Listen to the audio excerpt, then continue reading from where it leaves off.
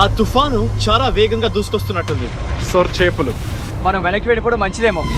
పదండి వెళ్దాం. గట్టిగా పట్టుకోండి.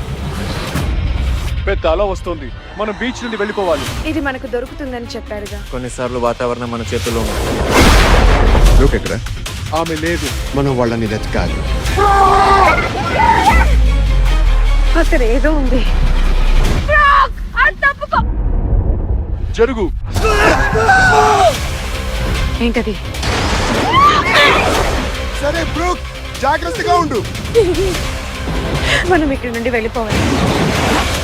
నీళ్లలో ఆ పాడు జంతువులు నిండిపోయాయి.